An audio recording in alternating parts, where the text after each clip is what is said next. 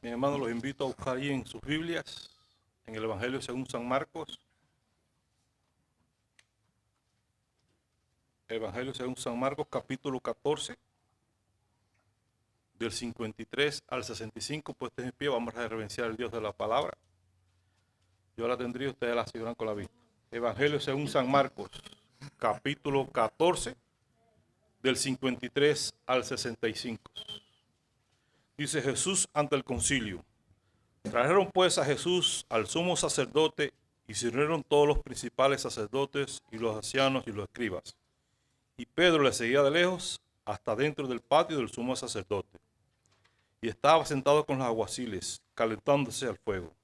Y los principales sacerdotes y todo el concilio buscaban testimonio contra Jesús para entregar la muerte, pero no lo hallaban. Porque muchos decían falsos testimonios contra él, mas sus testimonios no concordaban. Entonces, levantándose unos dieron falsos testimonios contra él, diciendo: nosotros le hemos oído decir, yo derribaré este templo hecho a mano, y en 3 días lo edificaré, y edificaré otro hecho sin mano. Pero ni en así concordaba en el testimonio. Entonces el sumo sacerdote, levantándose en medio, preguntó a Jesús diciendo: ¿no respondes nada? ¿Qué testifican estos contra ti? Mas él callaba, y nada respondía. El sumo sacerdote le volvió a preguntarle y le dijo: ¿eres tú el Cristo, el Hijo del bendito? Y Jesús le dijo: soy yo. Y veréis al Hijo del hombre sentado a la diestra del poder de Dios, y viniendo en las nubes del cielo. Entonces el sumo sacerdote, rasgando sus vestiduras, dijo: ¿qué más necesidad tenemos de testigo? Habéis oído la blasfemia. ¿Qué os parece? Y todos ellos le condenaron, declarándole ser digno de muerte. Y algunos comenzaron a escupirle y a cubrir el rostro y a darles de puñetazos y a decirle: profetiza. Y los alguaciles le daban de bofetadas. Dios bendiga su palabra en sus corazones. Nuestro amado pastor tendrá la palabra en esta mañana.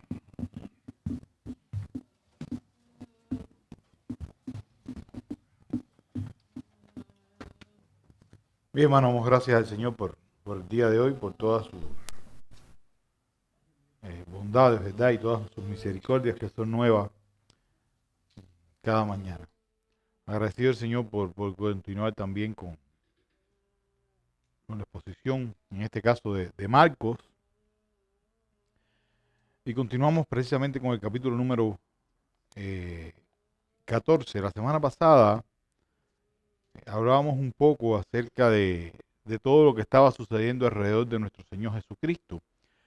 O sea, de cómo los amigos y discípulos la habían abandonado. Hablábamos también de precisamente de que de alguna manera esto expresaba un poco la miseria humana y las reacciones que tiene el ser humano precisamente antes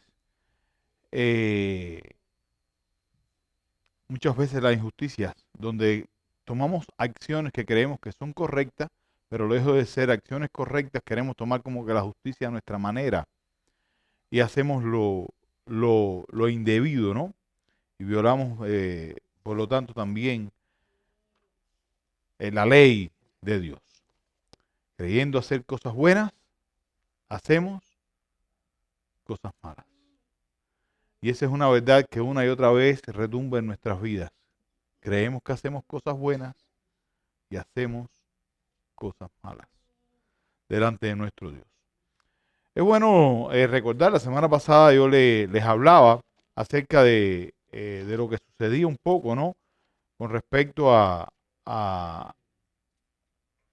contexto histórico que estaba sucediendo ahí, lo que sucedía en ese mismo momento. Debemos de recordar que se estaban celebrando las Pascuas. Las Pascuas eran las fiestas judías donde celebraban la salida de Egipto.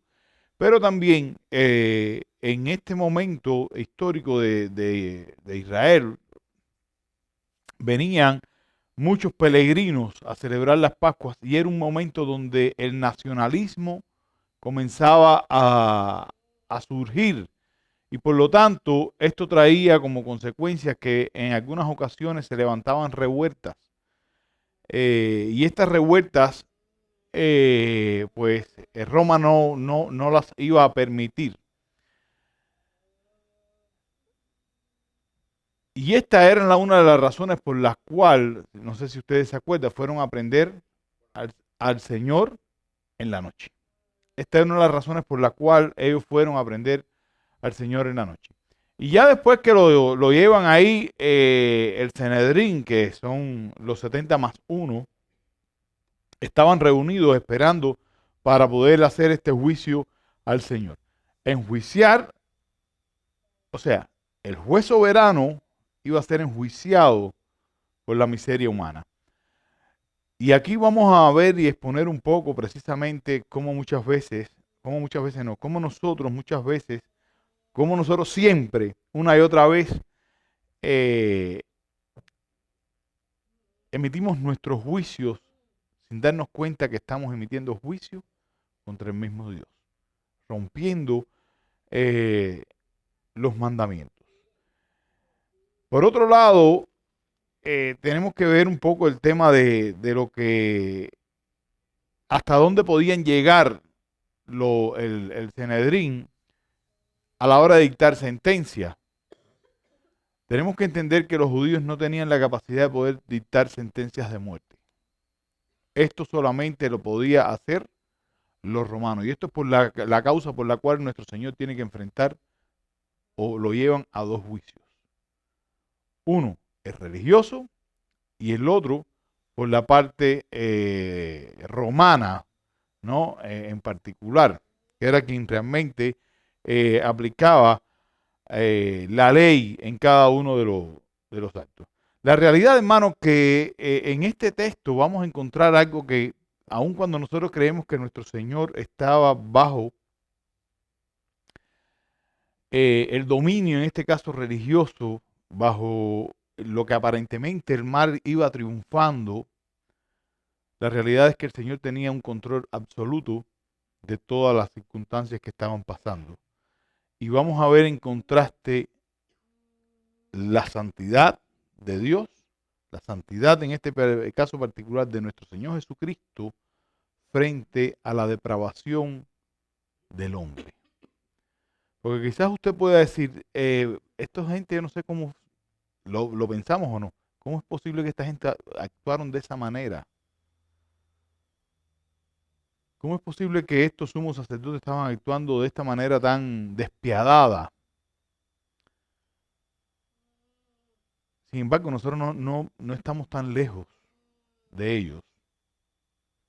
Nosotros no vivimos tan lejos y no somos, y nuestra naturaleza corrupta, nuestra depravación una y otra vez sale también a la luz frente al Señor. Cuando vamos al texto, quiero que vayamos allá, capítulo número 14,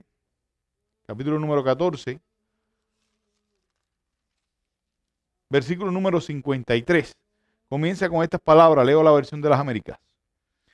Llevaron a Jesús al sumo sacerdote y se reunieron todos los principales sacerdotes, los ancianos y los escribas. Pedro lo siguió de lejos hasta dentro del patio del sumo sacerdote y se sentó con los guardias calentándose al fuego, y el principal de los sacerdotes y todo el concilio procuraban obtener algún testimonio para dar muerte a Jesús, pero no lo hallaban. Nótese, hermanos, que ellos fueron y lo primero que hicieron fue precisamente presentar a Jesús ante el sumo sacerdote y todo el concilio. En este caso era ¿cómo se llama? El Sanedrín, como les había ya hablado. Sin embargo, hay algo que es bien interesante en todo este proceso. Ya la sentencia que ellos procuraban estaba dada. ¿Cuál era la sentencia? Fíjense cuán macabro era este juicio. Ya la sentencia estaba dada. Dice, ellos procuraban hacer ¿qué cosa? Matarle. ¿De qué manera? Te necesitaban entonces crear argumentos, ¿no?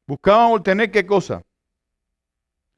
Algún testimonio para dar muerte a Jesús, pero no lo hallaban, porque muchos daban falsos testimonios contra él, pero sus testimonios se contradecían. O sea, buscaron personas, buscaron de todo, y lo que sucedía era esto: cada cual iba hablando, iba diciendo lo que mejor se parecía, pero nadie era capaz precisamente de decir la verdad. Ya después, en el versículo 57, utiliza estas palabras. Algunos, levantándose, daban falso testimonio contra él, diciendo: nosotros le hemos oído decir. Pero antes de eso, tenemos que entender algo que era importante dentro de la ley. Si usted va a su Biblia, el libro de Deuteronomio, porque hoy vamos a usar el Antiguo Testamento, el libro de Deuteronomio capítulo 19, versículo número 15, habla acerca de cómo es que podía ser alguien acusado. Oigan las palabras que dice: no se tomará en cuenta a un solo testigo contra ninguno en cualquier delito ni en cualquier pecado. Fíjense cómo la ley habla. Ni delito ni de pecado. En relación con cualquier ofensa cometida, solo por el testimonio de ¿cuánto? De 2 o 3 se mantendrá la acusación. Dice el texto que hasta ahora hemos estado leyendo que venían y cada cual daba testimonio. ¿Y qué pasaba? Se contradecían. Por lo tanto, ya al momento de traer cualquiera que haya traído la acusación, esta acusación por la ley, ¿qué hubiera sucedido?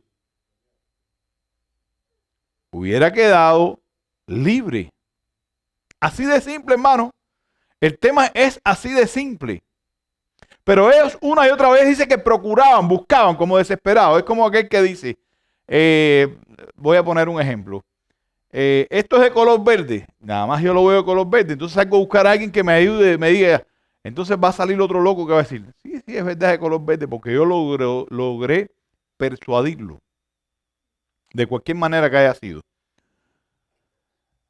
La realidad es que expone nuevamente la corrupción del ser humano, pero más que esto, no solamente expone la corrupción del ser humano, sino que también podemos ver cómo el plan de Dios se cumple a pesar de que el ser humano una y otra vez va a procurar lo malo. O sea, las cosas malas el Señor las va a estar usando siempre para cumplir con su plan. La incoherencia es lo que uno y otra vez puede estar encontrando en todo esto. ¿Cuál es la acusación que trae? Dice el texto, cuando usted continúa leyendo, al 57 dice: algunos levantándose, dando falso testimonio contra él, diciendo: nosotros le oímos decir. O sea, primero que nada, Marco aclara que qué cosa era esto. Entiéndase, ¿qué era? Un falso testimonio. Dice estas palabras: yo destruiré este templo hecho por manos y en 3 días edificaré otro no hecho por manos. Y ni siquiera en esto coincidía el testimonio de ellos. O sea, que cada cual oyó supuestamente lo que mejor les convenía. La realidad es que aquí estaba hablándose algo que era bien interesante y de alguna manera se estaba hablando del fin, porque el templo que representaba.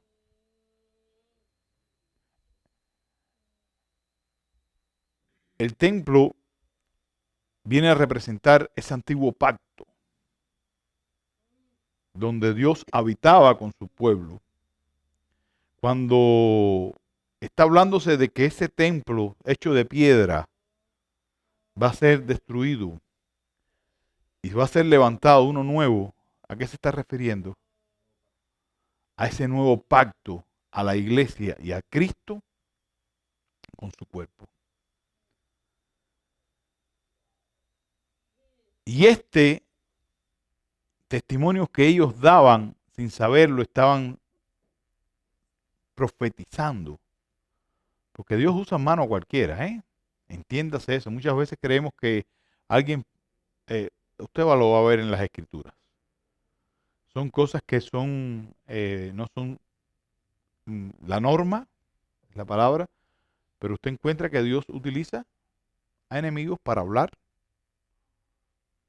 y para profetizar en un momento dado. ¿No lo han visto nunca en la Biblia? Porque Balaam no era...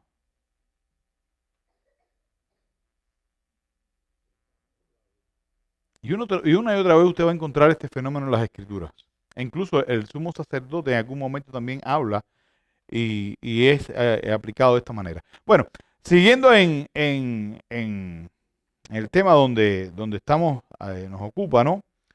La realidad es que esto trajo como consecuencia algo bien importante. Dice el texto, y quiero que nos vengamos allá, 59, dice, y ni siquiera en esto coincidía el testimonio de ellos. Entonces, el sumo sacerdote en medio, se puso en medio y preguntó a Jesús, ¿no responde nada? ¿Qué pregunta más interesante esta, ¿no? Estaban acusando, ¿y qué hacía Jesús? Callado. ¿Qué dice Isaías 53, versículo número 7?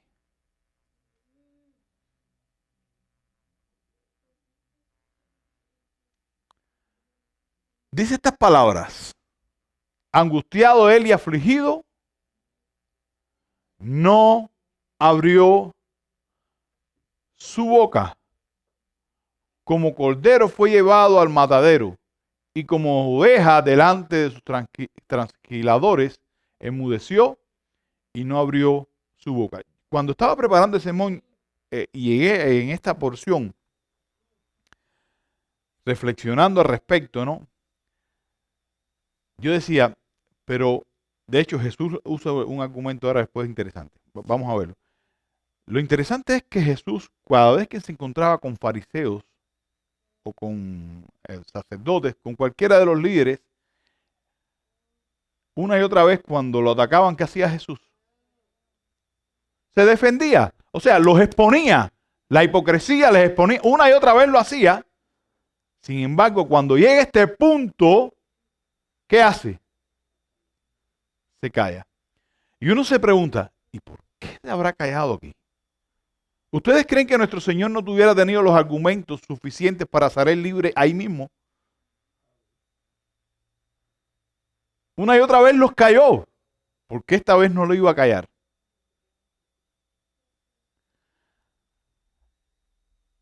En primer lugar, porque estamos mirando precisamente el cumplimiento de esta profecía de Isaías 53. Pero lo más interesante, si él se hubiera defendido, él hubiera demostrado su inocencia. Y nosotros hubiéramos quedado culpables. ¿Entienden eso, hermano? A él se le imputa todas nuestras culpas, porque este es el juicio donde le están haciendo el juicio y le están diciendo, tú eres el culpable. Para que después a nosotros se nos pudiera imputar su justicia. De manera que aquí queda expuesta la doctrina de lo que nosotros entendemos como la imputación.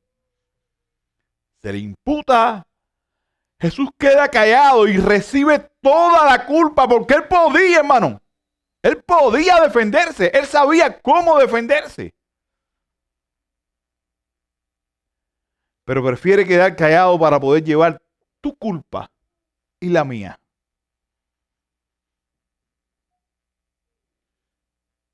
Tu pecado y mi pecado.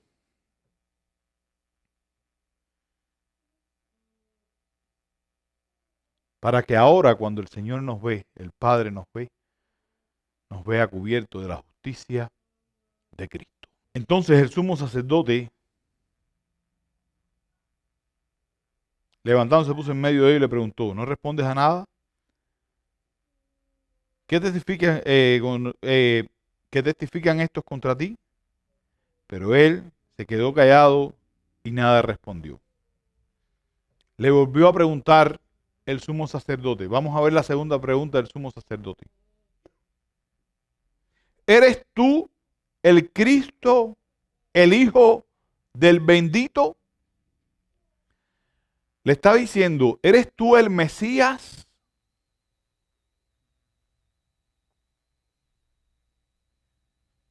¿Eres tú el ungido? Y después utiliza una palabra, no sé cómo dice la Reina Valera, el Hijo del bendito también. ¿Saben que esta palabra cuál era la que estaban usando? Es bien interesante. Era la palabra para mencionar a Dios. Los judíos no mencionaban, creo que el martes estuvimos hablando de eso, no me acuerdo si es martes. Los judíos no mencionaban el nombre del Señor, hermano. Hacían un silencio o utilizaban algo que lo describiera. Y en este caso, esta era una de las palabras donde decían, para referirse a Dios como el bendito. De manera que ellos, en este caso el sumo sacerdote le está diciendo, ¿eres tú el Hijo del bendito?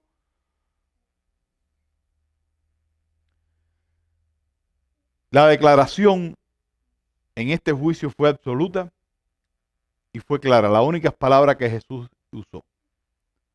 ¿Cuáles fueron? Y no son para defenderse, sino para identificarse quién es Él. Y utiliza esta frase, yo soy. Yo soy. Es la misma palabra que se utiliza en Éxodo 3:14 para mencionar el nombre del Señor. Jesús se está identificando como el Dios de pacto, el Dios que hizo ese pacto con Moisés, el Dios eterno, el Dios que sacó sacó a Israel de Egipto, el Dios que le hizo la promesa a Abraham, el Dios que estuvo hablando por medio de los profetas, el Dios que se hizo hombre para salvar a la humanidad. Yo soy. Éxodo 3:14. Veamos, y esta es la palabra que utiliza la Septuaginta. Dice, y respondió Dios a Moisés, yo soy el que soy. Y dijo, así dirás a los hijos de Israel. ¿Cómo? Yo soy, me envió. Jesús está diciendo, yo soy el Hijo del bendito. Yo soy el Dios, creador de los cielos y la tierra. Y continúa el texto diciendo estas palabras. ¿Eres tú el Cristo, el Hijo del bendito? Jesús le contestó, yo soy. Y verán al Hijo del hombre sentado a la diestra del poder y viniendo con las nubes desde el cielo. Quizás usted lee acá y dice, está haciendo una declaración importante, pero ¿qué está diciendo realmente Jesús? Le estaba diciendo al Sanedrín. El Sanedrín conocía estas palabras que él usó, estos títulos. Si usted va al libro de Daniel, capítulo 7, versículos 13 y 14, vamos a ver a qué se está refiriendo con el Hijo del Hombre. Oigan las palabras. Miraba yo en visión de la noche, y he aquí que en las nubes del cielo vino uno como un hijo de hombre, que vino hasta el anciano de día y le hicieron acercarse delante de él. Y le fue dado, ¿qué cosa? Dominio, gloria y reino, para que todos los pueblos naciones y lenguas le servirán.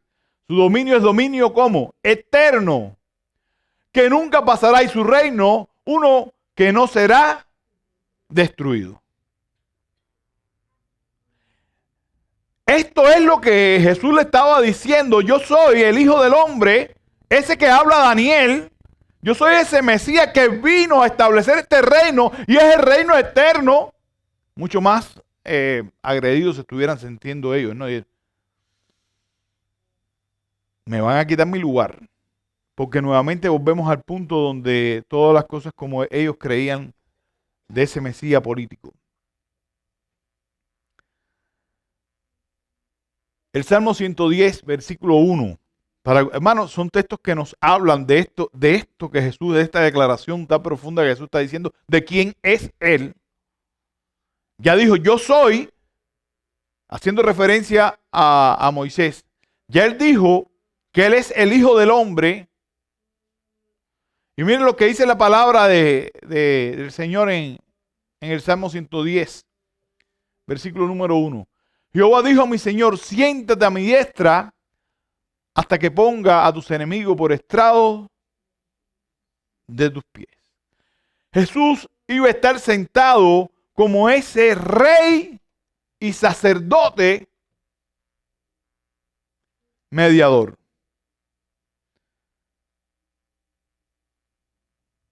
¿Cuál fue la reacción de Caifás, el sumo sacerdote?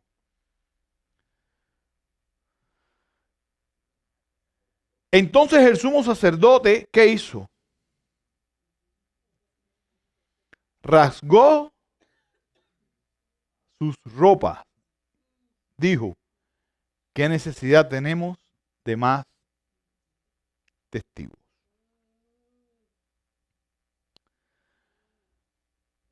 En todo esto hay algo bien interesante. Esto está exponiendo, hermano, la reacción del sumo sacerdote expone la hipocresía del rito religioso de aquellos tiempos. La hipocresía de los líderes religiosos de aquellos tiempos. ¿Era normal rasgarse la ropa cuando se sentían ofendidos? Levítico 21:10, para que entiendan lo que este hombre, ¿quién es este hombre? Miren lo que hizo. Y el sumo sacerdote entre sus hermanos, sobre cuya cabeza fue derramado aceite de la unción, y que fue consagrado para llevar la vestidura, no descubrirá su cabeza. ¿Y qué más? ¿Y qué más? Ni rasgará sus vestidos. O sea que el sumo sacerdote estaba quebrantando la ley del Señor para poder, supuestamente mostrando una indignación, algo que le había sido prohibido. Y esto habla de la hipocresía religiosa, hermano. ¿Cómo se indignan supuestamente por algo, por una declaración, cuando ellos mismos están quebrantando la ley? ¿Se da cuenta de lo que está sucediendo acá? Esto nada más que era un celo simulado. Caifás estaba violando la ley de manera abierta. Y pregunta, ¿alguien de los del Sanedrín lo juzgó por esto? Y les pregunto algo más. ¿Aquel Sanedrín ustedes creen que no conocía este mandamiento? Sí. Sí lo conocía. ¿Alguna vez hemos actuado como Caifás? Sí sentimos cuando estamos hablando de Caifás, pero cuando lo vemos en nosotros como que nos cuenta un poco más de trabajo decir, sí. Usamos la ley para condenar un pecado, quebrantándolo nosotros también.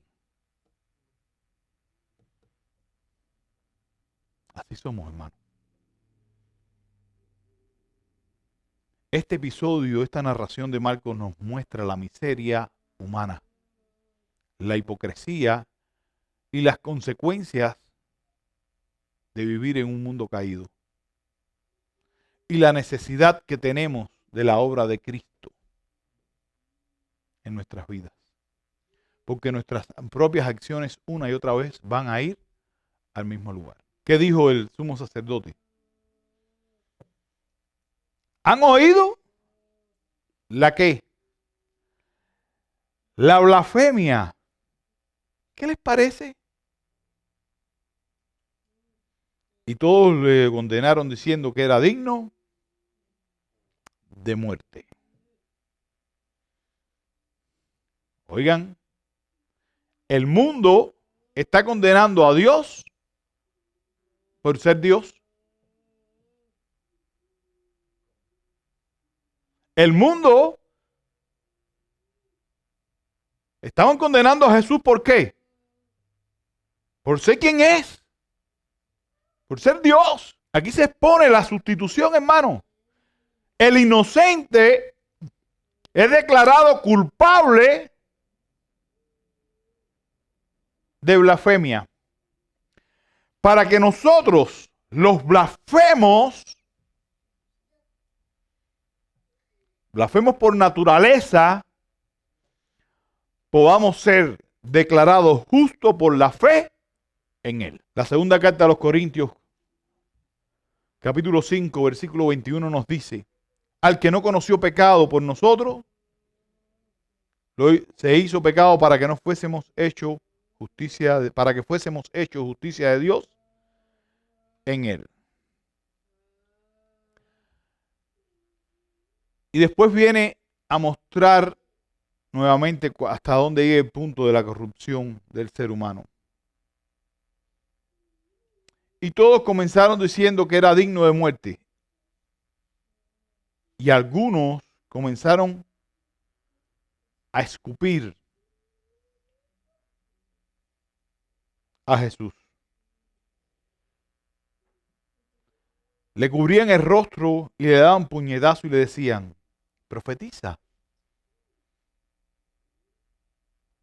También los guardias lo recibieron a bofetada. El Hijo de Dios, entienda que todo esto que Jesús está pasando, lo pasó por usted. Los que éramos blasfemos, éramos nosotros. Los que injuriábamos al Señor, éramos nosotros, pero por su gracia, hoy podemos entrar hasta el lugar santísimo. Los que merecíamos toda la condenación, éramos nosotros. Pero Jesús ocupó tu lugar para que tú y yo hoy tuviéramos vida y vida eterna. El justo por los injustos. Hermano, en este juicio la realidad es que no se determinó nada más y nada menos de lo que Dios ya había determinado. Entiéndase esto. Jesús se entregó. Jesús fue condenado por ser Dios. Jesús fue condenado por su deidad para poder morir por nuestra impiedad. Y solo nos queda preguntarnos: ¿a quién adoras tú hoy? A toda una serie de conceptos y preceptos, como lo hacía aquella élite religiosa, o al verdadero Cristo. ¿Entiendes que Él está al mando de la historia y que era necesario que todas estas cosas sucedieran para que tú y yo hoy tuviéramos vida? Que nada estaba fuera de su control. ¿Entiendes que el gran yo soy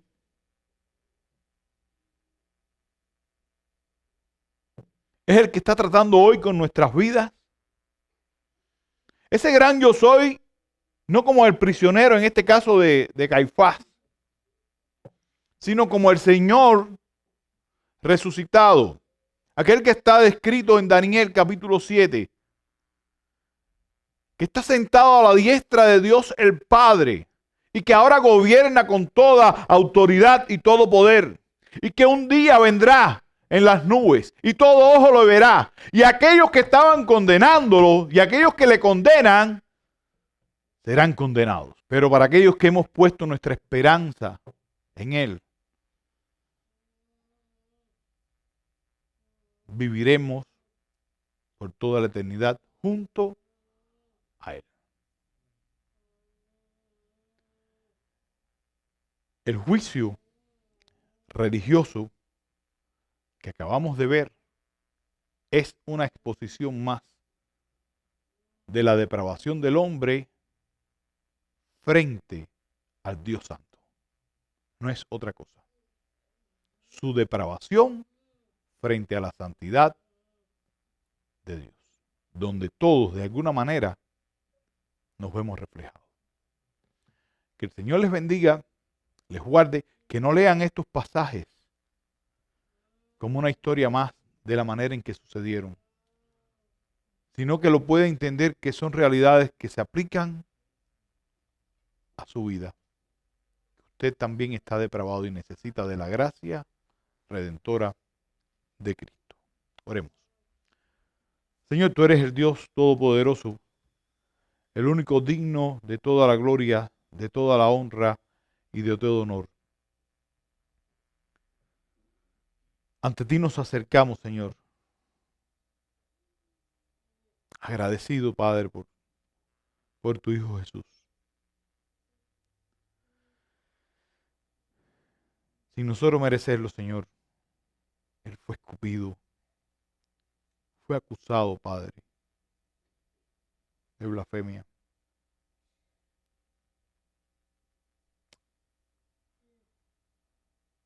Por causa de nosotros, Señor. Te agradecemos porque estaba dentro de tu soberano plan. Pero también tú lo levantaste con toda autoridad y todo poder. Y ahora, Señor, está sentado a la diestra y gobierna con todo, Señor, autoridad. Él es nuestro Rey y lo reconocemos y lo declaramos. Jesús es nuestro Rey. El único digno de toda la gloria, de toda la honra. Él es el gran yo soy. Él es el Salvador de todas nuestras miserias. A ti y solo a ti te adoramos. En el nombre de Jesucristo. Amén. Hermanos, que el Señor les bendiga, les guarde. Y así quedamos despedidos.